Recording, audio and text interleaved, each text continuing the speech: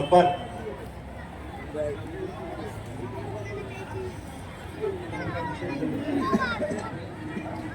আমার বউ ছেলেটাকে দেখতে পাচ্ছেন, হাফেজে কোরআন।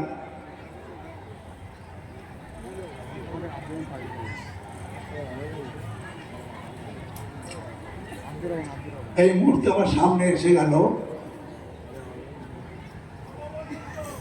আমি নিতে পারছি না, তুমি সরে যাও। মরহুম আমার প্রিয় বন্ধু হাফেজ তাজুল ইসলামের ছেলে, হাফেজে কোরআন, আমার কমপ্লিট করেছি গ্রাজুয়েশন। বলছে আমার আব্বার রুহের মাগফিরাত কামনা করে দোয়া করে দিন সবাই। আমি 2,500 টাকা দিচ্ছি, হাত তুলতে পারছি না, সবসময় স্মৃতি করে উঁকি মারে তার স্মৃতি। আমি অনেকবার জলসায় বলেছি, প্রথম যখন জলসা করি সে আমার কি উপকার করেছিল জীবনে ভুলতে পারবো না।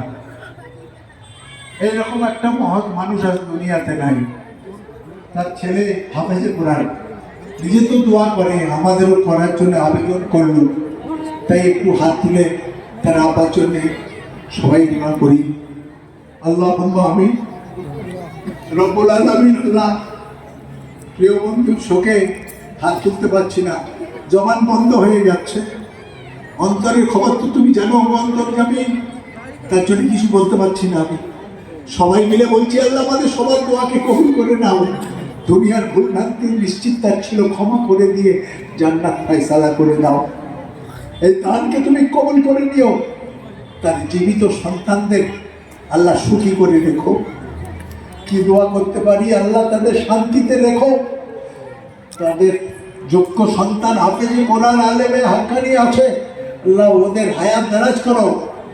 এ আল্লাহ আমার প্রিয় বন্ধুর খবরে নূরে মনোবার করে দাও, তার জন্য জান্নাত ঘোষণা করে দাও।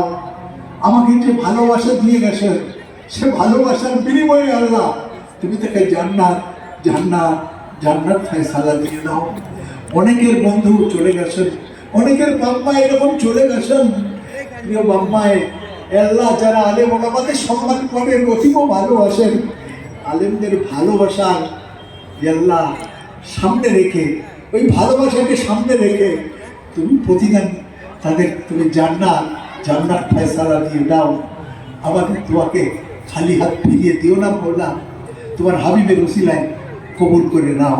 বিরহমাতিকা ইয়া আরহামার রাহিমিন।